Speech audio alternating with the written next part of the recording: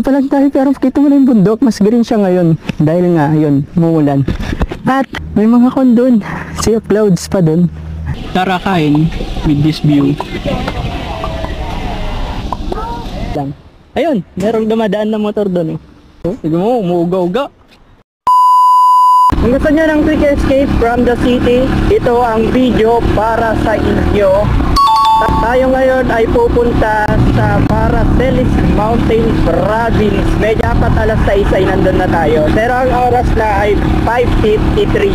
Alas 6 pa lang tayong papunta doon. Napakalapit lang ng bundok, Aurora Isabela. Nasa 30 minutes lang ang biyahe natin. Ilang beses na tayong pumunta doon sa Simakbot, Paracelis Mountain Province. Nasa 3 to 4 times na.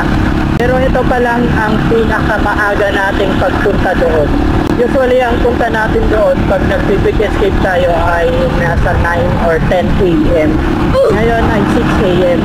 Try sana nating puntahan yun ng medyo maaga para makita natin ngayong month of June kung merong mga sea of clouds doon. Pero tayo ay nagising ng lasing ko. Welcome to Rojas Isabela. So we are here sa Rojas Isabela at malapit na tayo sa ating destination dahil dito na tayo kakaliwa mamaya.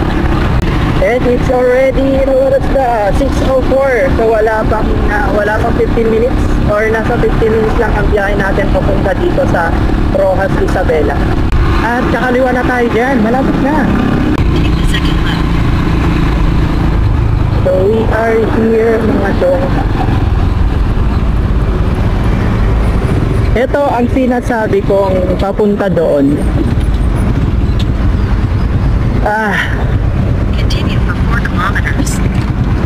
Malapit lang naman to sa ano bang pwedeng iban dito. Dito lang, malapit lang sa LTO Roas. So pag dito na kayo sa LTO Roas, pwede na kayong papunta dito. Nakikita ko na ang bundok ng Mountain Province. Mas maganda ngayon dahil umuulan, kaya medyo green. Hindi tulad ng dati nang pumunta tayo dito. Noong mga February, nung pumunta tayo dito ay hindi gaanong green dahil hindi maulan nun. Napakainit nun. Ako na yung mga bundok dun, no? Required na ba ang by partner ngayon na mag-jogging? Sana all! Turn left na tayo dito based sa ating Google Maps. Google Map pa rin tayo kahit na makailang beses na tayong pumunta doon. Dahil naliligaw pa rin tayo. Saan?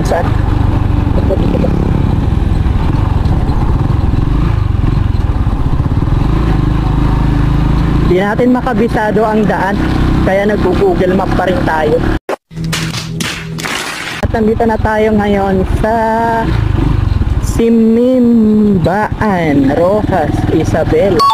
Kasi sa Google Map natin ay 12 minutes na lang bago natin marating ang ating unang destinasyon, ang Simakbot View Deck or Simakbot Viewpoint. Oh my God! Salamat sinasabi ko.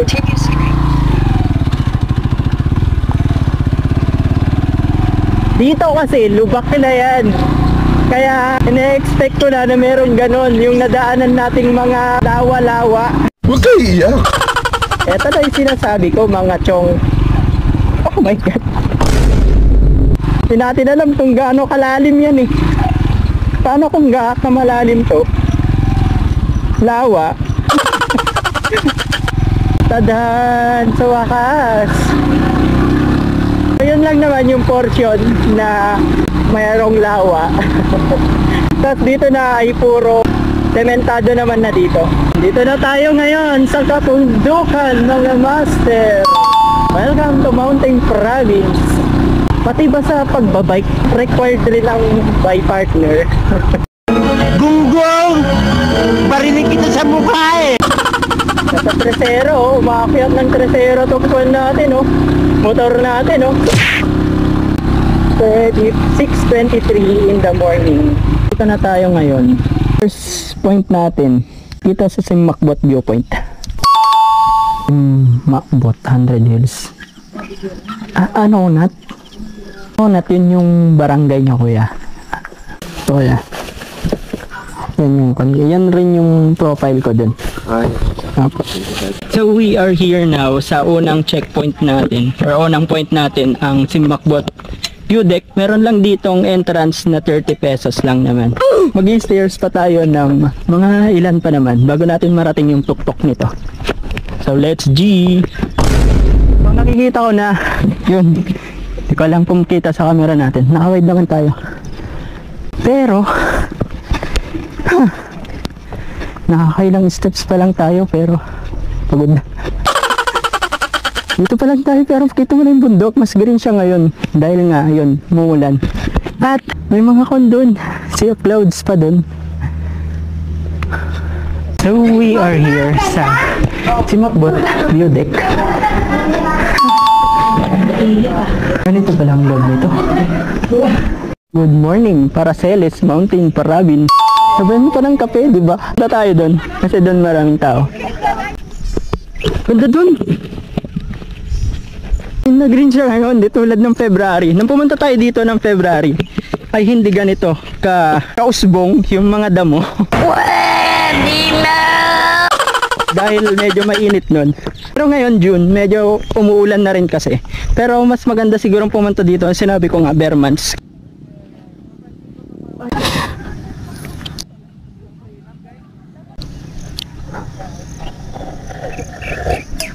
Tayo galing kanina, try natin dito.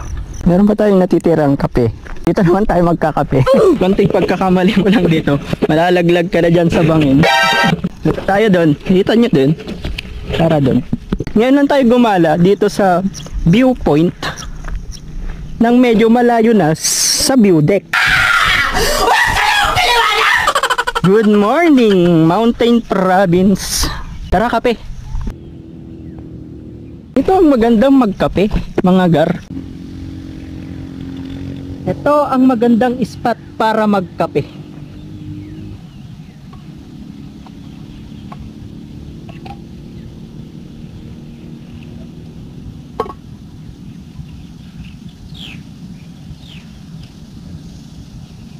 So natapos rin ang ating unang destinasyon dito sa Simakbot Viewpoint, dito sa Anonat, Paracelis Mountain Province.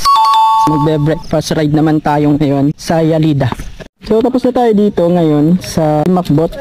Pupunta na tayo ngayon sa Yalida para mag-breakfast. 9 minutes lang para marating natin ang Yalida. Ganda oh! Woo! Oops. So ito yung unang view deck dati. Hello po. Ito pa yung unang view deck dati, no? Ngayon ay wala na dahil nandun na sa unahan yung view deck. So ito lang kasi yung unang view deck dati. Tapos dito yung kubo. Diyan, doon banda. Ayun, nakikita nyo ba yun? Doon tayo diali. Pinakita ko lang kung ano yung dating view deck dito. Walang signal. Paano tayo pupunta doon? Ayun, meron na. Sabi na lang, meron na. Ito ay warm up pa lang sa pagpunta natin sa mga bundok. Warm up ba? Kumbaga, warm up. You know, pa-U-turn.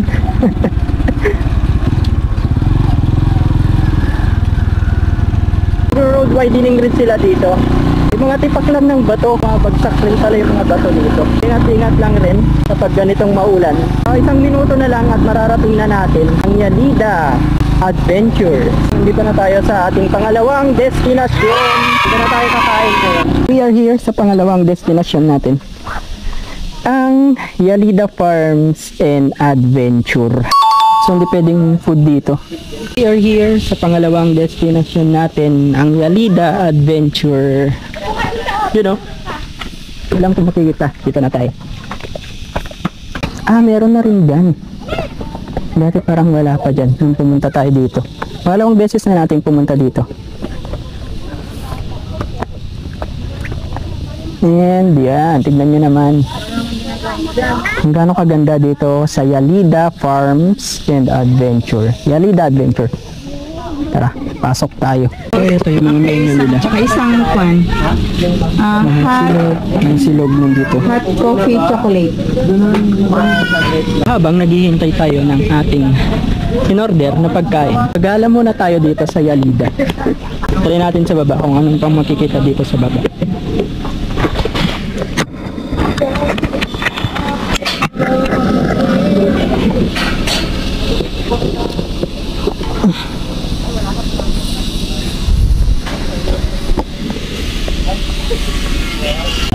Pwede pa dito, picture oh. Ah, meron doon. So, pwede siguro tayo dito. Habang hinihintay natin ang ating pagkain. Muna tayo dito, meron naman dito pagpahingaan. Wala lang kasi mga umbrella doon sa taas. Kasi noon dati meron. So, ito yung view. Baka naririnig pa yung mga huni ng mga kuliglig dito. Nakikita akong heart doon, hindi ko alam kung ano yun. Tanong nga natin. Kaya pwede magtanong. Ano yung meron po doon sa may heart po na yun? Wala po sir, kung yung mga gustong magpicture lang dun sir. Ah, saan dadaan yan kuya? Sa may Saan yung gate daanan? namin sir, sa gate ko po. Ah, meron. Ay, sa inyo lang rin yan. Opo, sa inyo. Sa amin din. Ano yan, may entrance pa rin po Oh, doon? hindi po, Wala na po. magkakaintras na po kayo dito sir. May Ah, access na po kayo doon. okay po. Pero ingat lang po sa pagbaba kasi medyo madulas. Madulas. Madulas po talaga kasi mulan po. Thank you po. Thank you po. Nandito na ang ating in-order na long silog. Ito na tayo magbe-breakfast. Habang ganito yung view. Diba? Ang ganda ng view dito. Sa halagang 129 ay makaka-breakfast ka na. At ito ay winter melon, 135, 22 ounce. Tara kain with this view.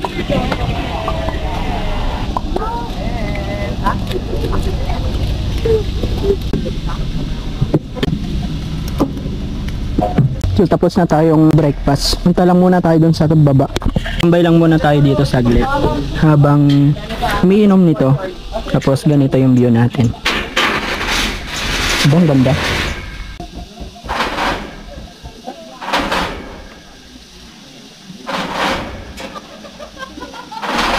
Tapos na tayong mag-breakfast dito sa Yalida Farms and Adventure. Ay pupunta naman tayo sa Hanging Bridge. Wala pang signal dito. Opo, para tayo pupunta doon. Wala ka-signal dito.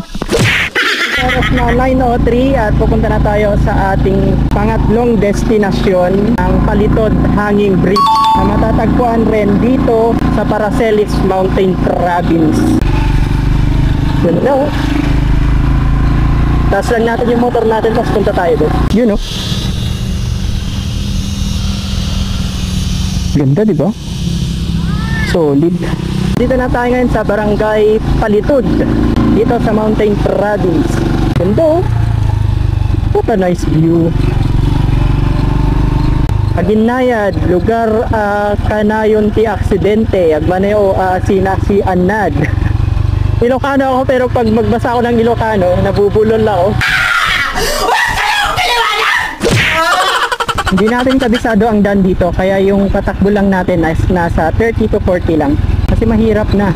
At saka wala naman tayo sa skitty. Kaya ganun lang dapat ang patakbo natin dahil mga curve naman yung mga daan dito. Wow naman! Wow! Wow! Usually yung mga nakikita kong mga tanim nila dito ay mga saging at mais. Wala. Saan yung tinuturo ng Google Map? Wala naman ng kwan dyan.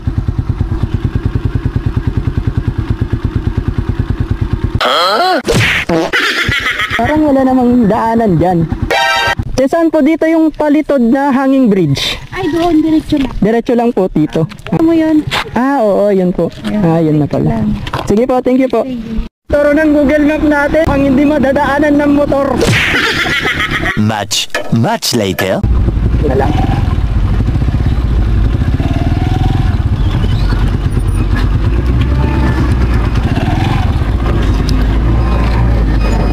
So, nandito na tayo ngayon sa Palitod Hanging Bridge at walang signal dito. Walang signal. Paano tayo makakauwi nito? Huwag kayo iiyak. Pwedeng pumunta yung motor, kaso ay pupudin yung motor. Ibig sabihin yan ay, anong tawag nan? Yung motor mo, hindi mo sasakyan. Kasi tawag ng ukudin. So, yung ukudin, bawal sakyan yung motor. Parang anong tawag doon? Akakayin mo yung motor mo, papunta doon sa kabila. Ito, yung Palitod Hanging Bridge. Punta lang tayo saglit dito. Patakot na kasing ilabas yung aking camera, yung ating cellphone. Kasi baka malaglag, tignan nyo naman kung gaano kakuan yan. So, yun pa lang. Ayun, merong dumadaan na motor doon. Oh, sige mo, umuuga-uga. Pag may mga ganong mga nakakwan na motor. So, nandito na tayo ngayon sa dulo ng Hanging Bridge. Ganito pala dito. Ang hirap naman pa rin yung motor dito. Naman kung gaano katarik yan. Hindi ko alam kung anong river to. River of Babylon. Wow, nakakalula. Tignan nyo naman. 360 view dito sa gitna ng Palitod Hanging Bridge. Yan o.